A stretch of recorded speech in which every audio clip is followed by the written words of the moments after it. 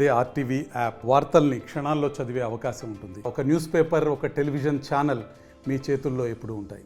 విశాఖలో నిన్నటి నుంచి దేశవ్యాప్తంగా సంచలనం సృష్టిస్తున్న డ్రగ్ మాఫియా, ప్రధానంగా బ్రెజిల్ నుంచి ఈ డ్రగ్స్ అనేది రవాణా చేస్తున్న నేపథ్యంలో ఈ సిబిఐ, అలాగే ఇంటర్పోల్ మరియు కస్టమ్స్ వీరు మొత్తం ముగ్గురు జాయింట్ ఆపరేషన్ పేరు మీద ఈ డ్రగ్ మాఫియా అనేది గుట్టురట్టు చేసింది.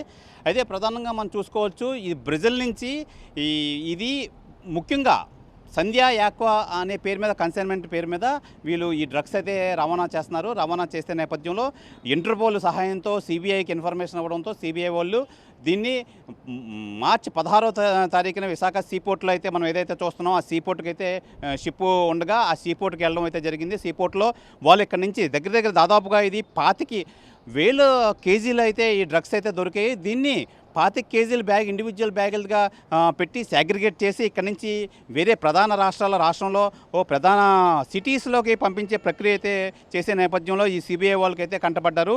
అయితే మొత్తానికి దాన్ని క్షుణ్ణంగా పరిశీలించిన తర్వాత ఇవన్నీ డ్రగ్స్, కొకైన్, నల్లమందు సంబంధించి ఈ ప్రధాన డ్రగ్స్ అని చెప్పి వీళ్ళు సిబిఐలో అయితే ఒక కొలిక్కి అయితే రావడంతో దీన్ని బయటపడింది. అయితే ప్రధానంగా సిబిఐ వాళ్ళు ఇచ్చిన ప్రెస్ నోట్ ఆధారంగా ఈ విషయం అయితే వెలుగులోకి వచ్చిందని చెప్పాలి. నిజంగా అప్పుడే మొత్తం అంతా దేశానికైతే ఇది తెలిసింది.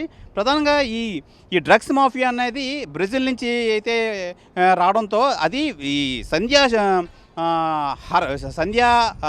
యాక్వా మీద అయితే ఇది బిల్డింగ్ అయితే అయ్యింది.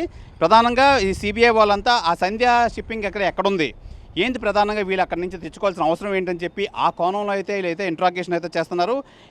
ఈ సంధ్యా షిప్పింగ్ యాక్వా అనేది కాకినాడ జిల్లా కొత్తపల్లి మండలం మూలపేట చెందిన సంధ్యా యాక్వా పరిశ్రమలో అయితే సిబిఐలు నేను లక్ష్వారం నుంచి అయితే దాడులు అయితే చేస్తున్నారు. ఈరోజు కూడా అదే క్రమంలో అయితే ఈ మూలపేటలో అయితే చేస్తున్నారు. అయితే 7 బృందంగా ఈ పరిశ్రమలో తనిఖీలు అయితే నిర్వహిస్తున్నట్టు మనకు వచ్చిన సమాచారం.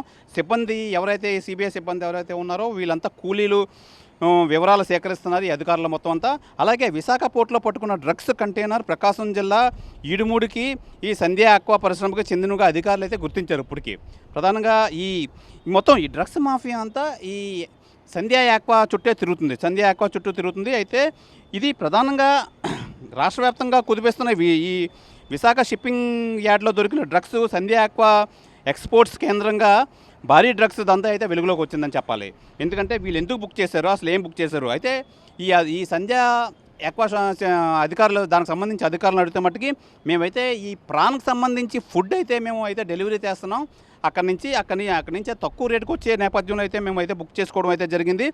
అయితే ఇదంతా ఏం జరిగింది, ఎలా జరిగింది అనేది మాకైతే ఈ విషయాలు అయితే తెలియదు. మేమైతే సిబిఐ అధికారులకి పూర్తిగా సహకరిస్తామని చెప్పి ఈ సంధ్యా యాక్వా స్పోర్ట్స్ అధికారులు అయితే తెలియజేస్తున్నారు.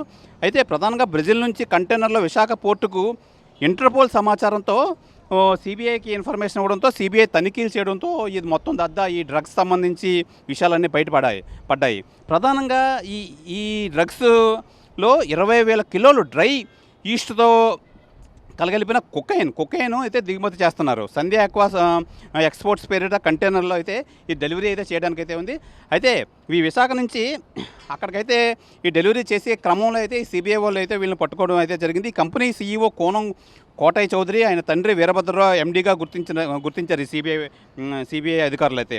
ప్రధానంగా ఈ కంపెనీ ఎవరిది ఏంటి అని చెప్పి ఆరా తీయగా ఈ కోటయ్య చౌదరి ఆయన తండ్రి అయిన వీరభద్రరావు ఎండీగా అయితే గుర్తించారు సిబిఐ అధికారులు. అయితే ప్రధానంగా ఇందులో కొంతమంది పొలిటీషియన్స్ అయితే ఉన్నారు. పొలిటీషియన్కి సంబంధించి బంధువులు కూడా అయితే ఇందులో ఉన్నారు అయితే జరిగింది. అయితే వైఎస్ఆర్సీపీ కానీ టీడీపీ కానీ ఒకరి మీద ఒకరు ఆరోపించుకుంటున్నారు. టీడీపీ హయాంలోనే జరిగింది ఇదంతాను అని అంటున్నారు. అయితే టీడీపీ వాళ్ళు అయితే ఈ కరోనా టైంలో ఎవరైతే ఈ సంధ్యా యాక్వా ఉన్నారో వాళ్ళు 50 లక్షలు సీఎం సహాయ నిధికి అయితే కూడా ఇచ్చారు, వాళ్ళతో సత్సంబంధాలు అయితే ఉన్నాయని చెప్పి వీళ్ళు ఆరోపిస్తున్నారు. ఏదైనా ఒకరికొకరు ఆరోపించుకోవడం అయితే జరుగుతుంది. ప్రధానంగా మనం ఇక్కడ చెప్పుకోవాల్సింది ఏంటంటే ఈ ఎలక్షన్ కోడ్ వల్ల ఈ సిబిఐ వాళ్ళు కానీ ఇంటర్పోల్ కానీ నిజంగా లేదంటే